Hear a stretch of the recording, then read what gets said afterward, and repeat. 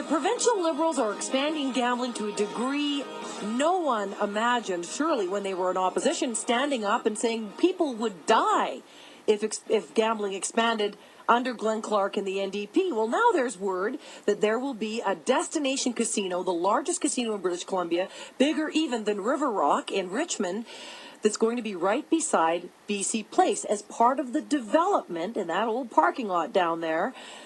That would revitalize, they say, that neighborhood. Well, one person who has deep concerns about this is Blake Bromley. Blake Bromley is one of the world's foremost lawyers in the area of charity law, travels all around the world advising various governments on this. We're lucky to have him here in Vancouver on one of his rare days. Nice to have you in the studio, Blake. Thank you very much. Now, you work for charities.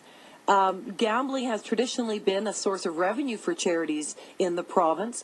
Why do you find yourself opposing this mega casino project down at BC Place? My concern is that charities have been the entry point for governments to get into illegal activities such as gambling. I mean, gambling has historically been illegal. It was allowed earlier in this century if the proceeds went to charity. As governments have seen charities get more and more revenues from them, they have pushed the charities aside, and now most of the revenues are going directly into government coffers. And so the charities don't have the upside of revenue, and yet they will inevitably be left with the downside of the social costs, which increase as a matter of this type of gambling. The long and short of it, Blake, is government tricks the public into thinking gambling's okay by giving the money to charity at the beginning, and then slowly but surely eases away from that and keeps the money for itself. If you look at the history of how this evolved, that's clearly what has happened, that the criminal code makes gambling illegal. It was legalized if the proceeds went to charity or religion, and then it gave the power to legalize gambling to the provinces as one of the conditions in the criminal code. Well, the addiction here is really now the addiction to the money from gambling of the government. And an addict funds his habit by finding and creating new addicts.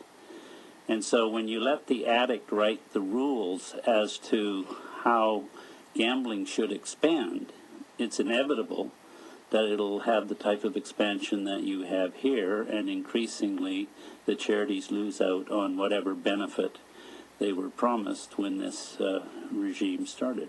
Now, Blake, when you look at the history of this as it's evolved in BC, how much have charities gained and then lost through the process? Are they, it looked like a pretty good deal to them at the beginning, I think, and over the years gambling has expanded. Charities' share of it has shrunk, but overall, are they still getting more money than they would otherwise have gotten? I don't have all the statistical analysis. I'm more involved with sort of the social analysis of how it happens. And originally, charities, apart from the dollars they received in this process, they had their volunteers actively engaged in bingo nights and charities. They had church bingo things, which were solving and addressing some of the social benefits of charitable organizations and mobilizing volunteers and people to do things. So it wasn't exclusively about revenues. Gradually, the charities got pushed out and volunteers got pushed out because running professional casinos earn more money than the amateur hour that they used to have. So for a while then the professionals could run their license as long as they had charities get the license. They could run the operation, but they still had to have so many volunteers. That became clumsy, got in the way of the profits, and so the charities were gradually squeezed out. And now you are moving to a world of completely professionalized gaming, which is now being based on, high-end entertainment and bringing people in. And there isn't any role for the positive mobilization aspect of the charity in there. So obviously the numbers have got to be attractive, or the government wouldn't be squeezing the charities out. So yes, charities have, received some significant benefits. And they were particularly useful because much of that money originally went to sporting groups and grassroots organizations that weren't registered charities. And so they were able to get access for, Dunbar Soccer and for all of those types of things. So clearly they have got some serious money in the process. But what I find offensive at a level apart from the social costs is the extent to which good is exploited to bring in something which everyone acknowledges as evil, or they wouldn't make it part of the criminal code. Right. I mean, the government has sort of cloaked themselves in the veil of good works that charities undertake as a way to expand something that many of us feel is fundamentally corruptive of our neighborhoods. And what is problematic is that we have a whole poverty industry in the downtown east side, which has been funded and fueled by drugs and prostitution and extortion and those types of things.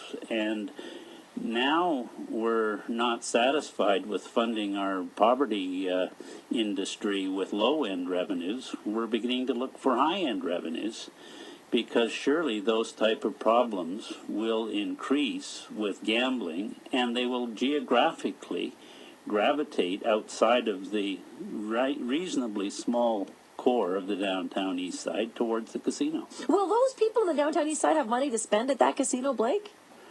Well, the problem is whether the people that are down there now will not. The problem is you will bringing more people in who will spend their money at the casino on their way to the hardcore downtown east side. On the way to go visit a prostitute or buy some drugs or... No, I meant on the way of losing their economic wealth because they're gambling beyond their means, and therefore they are now bankrupt. Their families have broken apart, and they're on that slippery slope to the downside east side. These aren't people that would otherwise be going to Vegas to spend their money?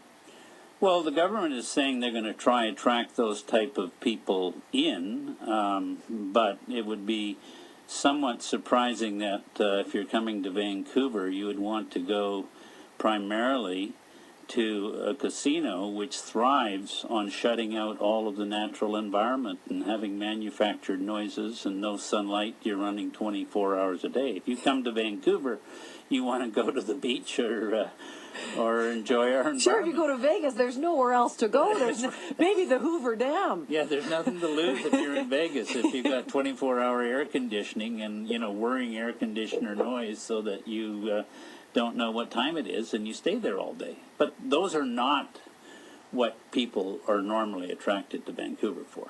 Coming up, does the downtown casino, a massive expansion of gambling downtown, more than triple the size of the Edgewater Casino that's going in down beside BC Place, does it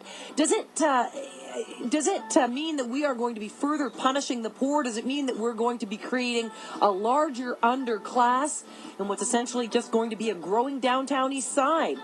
Your calls, the expansion of gambling coming up next. Will you go to this casino? Will it be an alternative to you to going to Vegas? 604-280-9898, star 9898 in your cell phone. Your calls coming up next.